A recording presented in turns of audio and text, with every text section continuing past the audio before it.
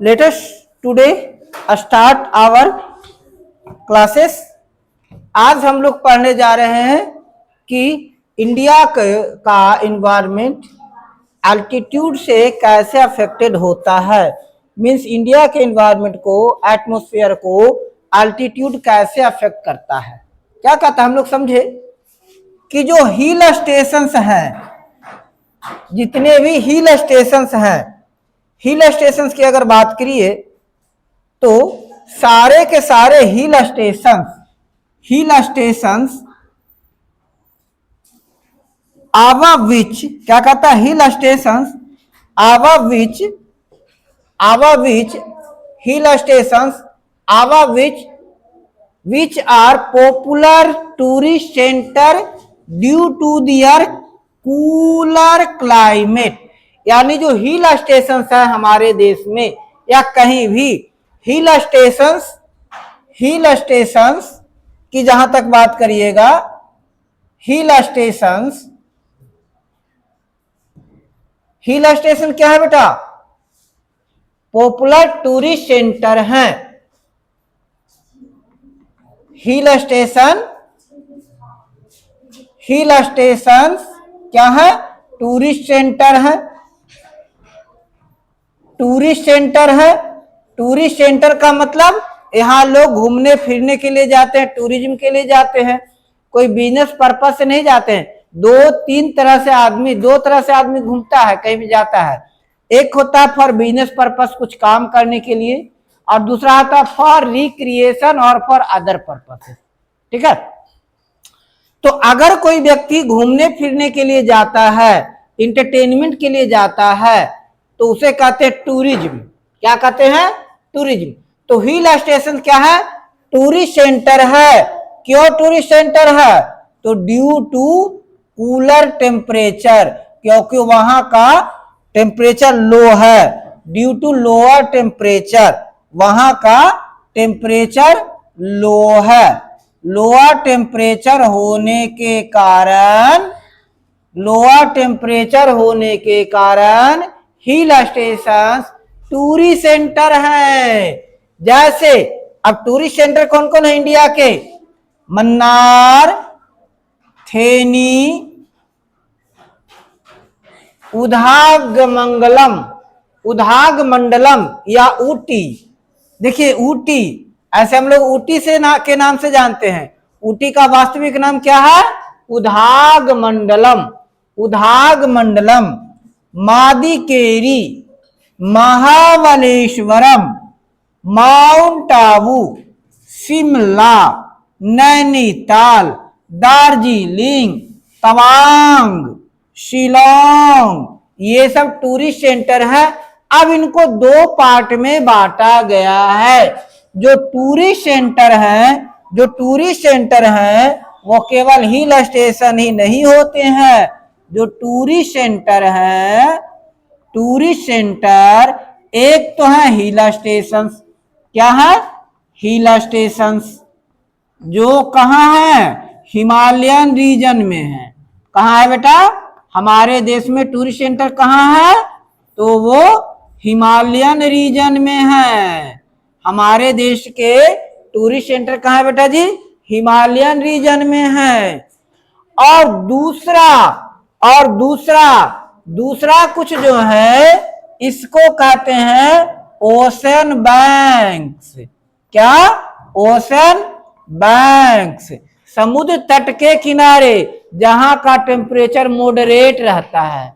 Temperature क्या रहता है? मॉडरेट, ना ज्यादा ठंडा ना ज्यादा गर्मी। ओशियन के आसपास, जैसे आप जो देखे मन्नार, थेनी या फिर मादिकेरी, महाबलेश्वर, ये सब क्या है? ये सब ओशियन के किनारे होने के कारण टूरिस्ट सेंटर हैं। जबकि उधागमंडलम, ऊटी, माउंट आबू, शिमला, नैनीताल, दार्जिलिंग, तवांग, शिलोंग, ये सब हिल स्टेशन है। They are located at higher the plain. ये क्यों है? क्यों क्यों यहाँ का टेम्परेचर मॉडरेट रहता है? क्योंकि ये प्लेन से काफी ऊंचाई पर रहता है। But how does explain cooler temperature? कैसे एक्सप्लेन करेंगे? तो हम लास्ट में क्वेश्चन ही बनाए थे ना, हम लोग सीखे थे ना कि जैसे जैसे हाइट बढ़ता है टेम्परेचर क्या होता है? इंक्रीज होता है। टेम्परेचर क्या होता है? इंक्रीज होता है। किस रेट से इंक्रीज होता है? 165 मीटर पर डिग्री सेल्सियस के रेट से इंक्रीज होता है। इट मीन्स अगर कोई लोकेशन 1650 मीटर की हाइट पर है, इसका मतलब वहां का टेम्परेचर कितना? 10 डिग्री सेल्सियस कम होगा। 10 डिग्री सेल्सियस कम होगा। कोई लोकेशन अगर 3300 मीटर की ऊंचाई पर है तो इसका टेम्परेचर 20 डिग्री सेल्सियस कम होगा। और अगर इसकी हाइट प्लस 3300 मीटर है, यानी 3300 मीटर ये प्लस माइनस है, इसकी निचाई गहराई पर है, तो वहां का टेम्परेचर 20 डिग्री सेल्सियस ज्यादा होगा।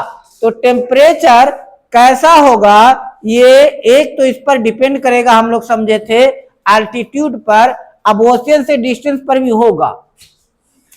तो कह रहा है क्या कि इसका आंसर बाद में करेंगे। To keep simple temperature decreases, हम लोग क्या किए कि टेम्परेचर डिक्रीज होता है with increasing altitude.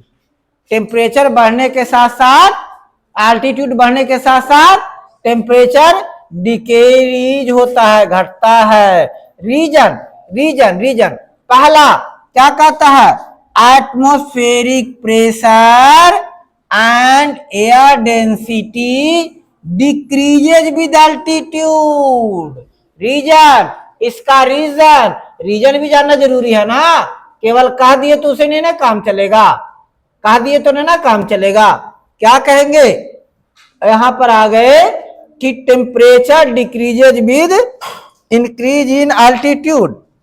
Temperature decreases with increase in altitude. Reason, temperature decreases with altitude increases. Altitude increase करेगा तो टेम्परेचर डिक्रीज करेगा। क्यों क्यों क्यों? कि एयर डेंसिटी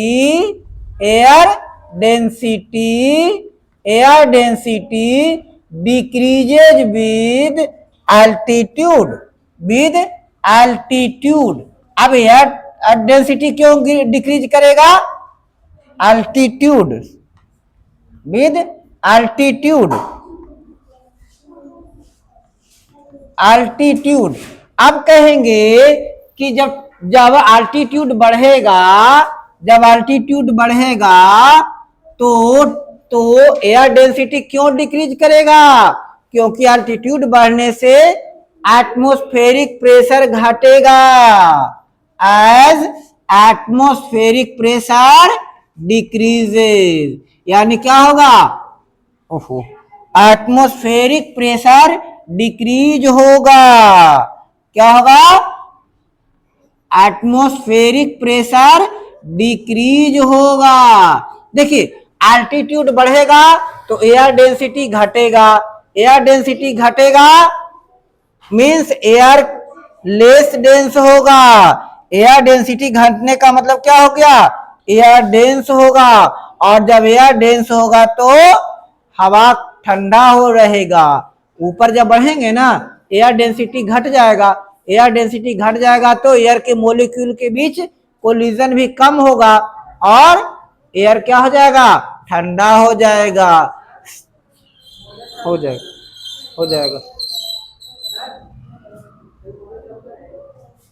उधर से होगा। चलिए ठीक है।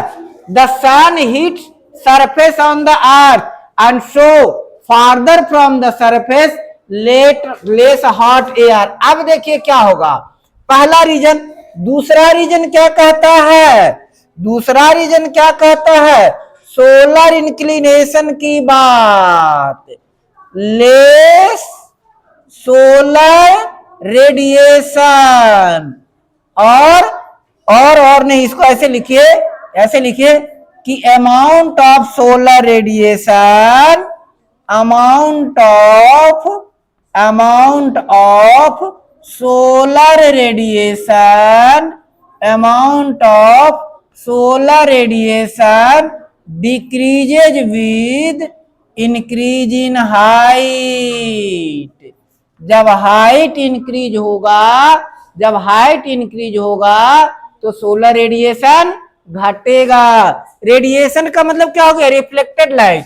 जैसे ये अर्थ है, ये अर्थ है ना बेटा, तो ये जो सन आता है इससे कारण गर्मी नहीं आती है, सोलर रेडिएशन के कारण गर्मी नहीं होती है।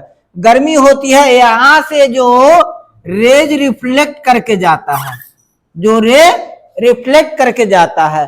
तो अर्थ के पास क्लोज टू अर्थ ज्यादा रेडिएशन होगा, लेकिन जब हाइट बढ़ेगा ना, जब हाइट बढ़ेगा तो ये रेडिएशन फैल जाएगा। जब हाइट बढ़ेगा तो हाइट बढ़ने के साथ साथ रेडिएशन क्या हो जाएगा? फैलता जाएगा। रेडिएशन फैलेगा तो सोलर रेडिएशन कम मिलेगा, सोलर रेडिएशन कम मिलेगा तो वो जगह क्या हो जाएगा? ठंडा हो जाएगा। तो कहता है जब हाइट बढ़ेगा, हाइट बढ़ने के साथ साथ सोलर रेडिएशन कम मिलेगा, और जब सोलर रेडिएशन कम मिलेगा तो वो जगह ठंडा हो जाएगा। क्या हो जाएगा? ठंडा हो जाएगा, है ना। अब कह रहा है कि बहुत सा Himalayas are so high that Himalayas are so height that at many peaks of Himalaya maintain temperature below water freezing point, keeping them covered in snow। करा हिमालयन पीक स्नो से क्यों कवर्ड होता है? हिमालयन पीक स्नो कवर्ड क्यों होता है? Himalayan peak snow covered क्यों होता है? हिमालयन पीक स्नो कवर्ड क्यों होता है? इसका रीजन देखेंगे। हिमालयन पीक स्नो कवर्ड क्यों होता है? इसका reason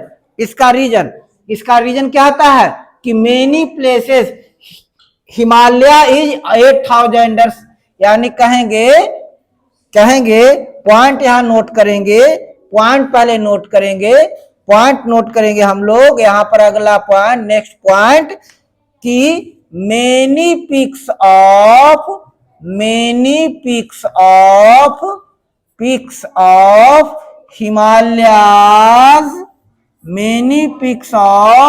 Himalayas are 8000 metre more than are at altitude of more than 8000 metre high. तो अधिकांश जो पीक है हिमालय का वो 8000 मीटर से भी अधिक हाइट पर स्थित है, जिसके कारण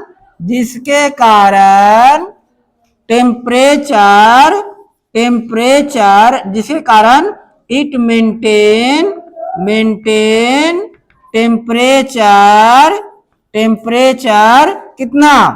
8000 डिवाइडेड बाई 165, मतलब about 50 degree Celsius. Temperature less than 50 degree Celsius, less than atmospheric temperature, less than normal temperature. Point समझ में आ रहा है कि हिमालय का बहुत सा प्लेस कितना है? 8000 मीटर से भी अधिक ऊंचाई पर है, जिसके कारण रफली वो अर्थ के टेम्परेचर से -50 डिग्री सेल्सियस, यानी हमारे सरफेस टेम्परेचर से 50 डिग्री तक लोअर टेम्परेचर मेंटेन करता है। अब मान लीजिए अर्थ का टेम्परेचर 30 डिग्री सेल्सियस है, अर्थ का टेम्परेचर 30 डिग्री सेल्सियस है, तो 8000 मीटर की हाइट पर यह टेम्परेचर कितना हो जाएगा, -20 डिग्री सेल्सियस। कितना हो जाएगा, -20 डिग्री सेल्सियस, जिसके कारण यहां बर्फ बना रहेगा। तो हिमालयन रीजन का सबसे बड़ा यही है कि Himalayan, most of Himalayan peaks 8000 metre से अधिक की ऊंचाई पर है, जिसके कारण वहां का टेम्परेचर अर्थ सरफेस के टेम्परेचर से लगभग 20 डिग्री सेल्सियस तक कम होता है और वहां आइस के रूप में रहता है। अब कह रहा ऊटी, ऊटी, ऊटी, ऊटी और Udhagamandalam and Coimbatore almost at the same latitude. Udhagamandalam यानी ऊटी और कोयम्बटूर सेम लैटिट्यूड पर है, फिर भी समर टेम्परेचर, ऊटी का समर टेम्परेचर 10 से 25 डिग्री सेल्सियस तक होता है, लेकिन कोयम्बटूर का 25 से 38 डिग्री। ऐसा क्यों, ऐसा क्यों? कहता ऊटी और कोयम्बटूर दोनों सेम लैटिट्यूड पर है, दोनों सेम हाइट पर है, फिर भी ऊटी 10 से 25 डिग्री सेल्सियस टेम्परेचर मेंटेन करता है, जबकि कोयम्बटूर 25 से 38। यानी जो ऊटी का हायर टेम्परेचर है वो कोयम्बटूर का मिनिमम टेम्परेचर है। क्यों? तो कह रहा है क्या, इसका रीजन है with increase in distance from sea और with increase in altitude, with increase in altitude और विद इंक्रीज इन एल्टीट्यूड, है ना, विद इंक्रीज इन एल्टीट्यूड क्या होता है, और with increase in altitude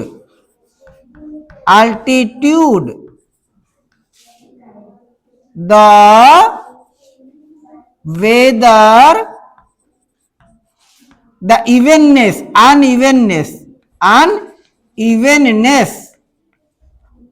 of weather increases। यानी वेदर अनइवन होता चला जाता है। यानी इसमें अगर डिस्टेंस से सी बढ़ता जाएगा ना बेटा, डिस्टेंस से सी बढ़ता जाएगा तो वहां का टेम्परेचर में अंतर बहुत ज्यादा होगा। मिनिमम टेम्परेचर और मैक्सिमम टेम्परेचर के बीच बहुत ज्यादा अंतर देखने को मिलेगा और उसके पास रहेगा तो कम वेरिएशन। जैसे यहाँ कितना डिग्री का, 13 डिग्री का डिफरेंस है और यहाँ कितना है, 15 डिग्री का डिफरेंस है, तो यहाँ डिफरेंस कम है ना, क्योंकि सी के पास है।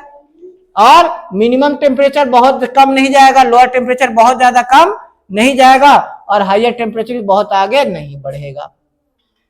अब कहता proximity to sea, temperature in coastal area not very much, the summer are not too hot and winter not too cold. यानी कि प्रॉक्सिमिटी टू सी, अब यहां देखिए सी के आसपास लगभग इवन टेम्परेचर देखने को मिलता है, मतलब कि जाड़ा बहुत ज्यादा ठंडा नहीं होता है और गर्मी बहुत ज्यादा गर्म नहीं होता है। इसकी जो इवेननेस होती है ये लगभग मेंटेन रहती है, इवेननेस लगभग मेंटेन रहती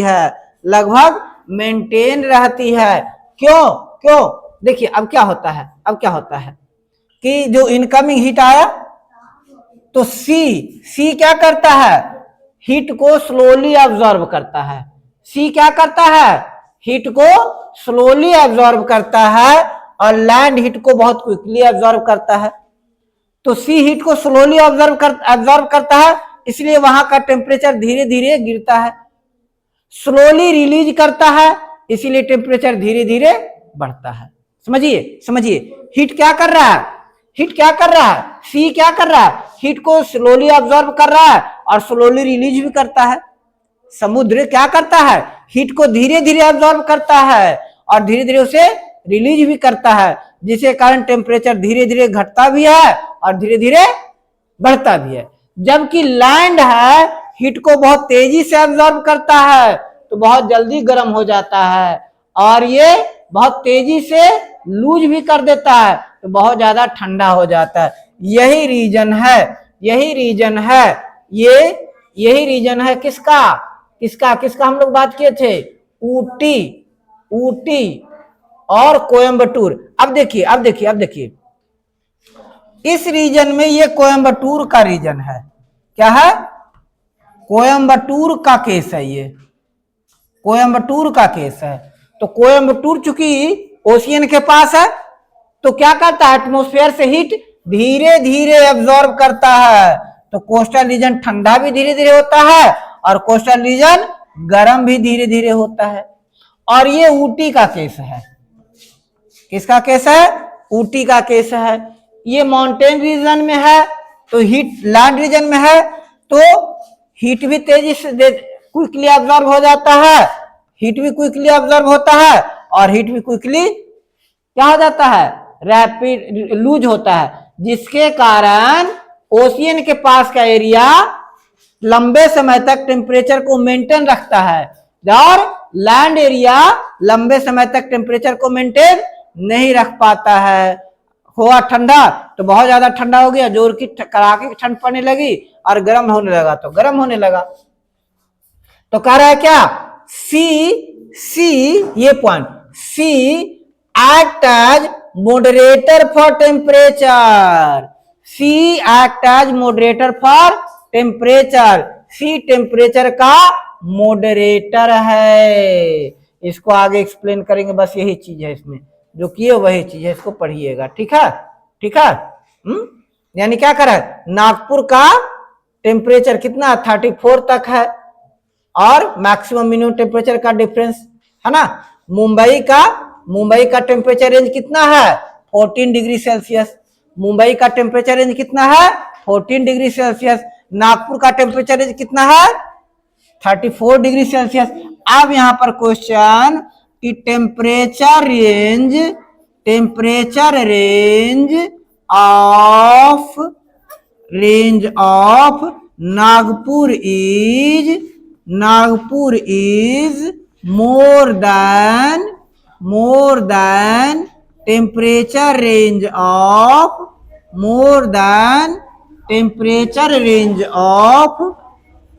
मुंबई।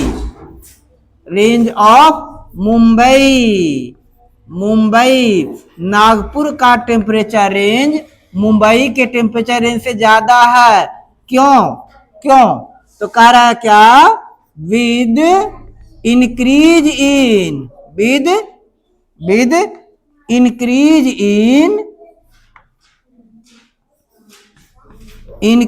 इन distance from sea, with increase in distance from sea,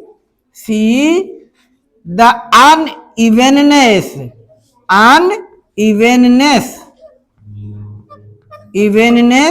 or temperature range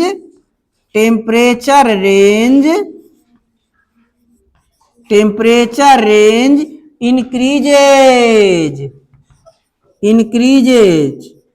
Mumbai is close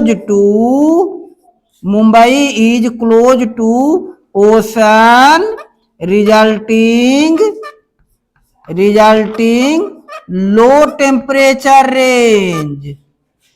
lower temperature range, whereas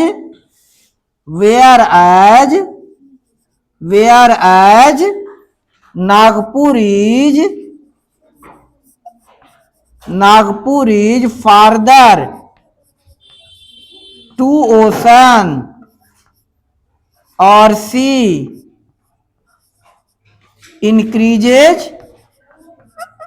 has higher temperature range। समझ में आया बात, हायर टेम्परेचर रेंज। जो प्लेस ओशियन या सी के पास होगा वहां टेम्परेचर रेंज कम देखने को मिलेगा।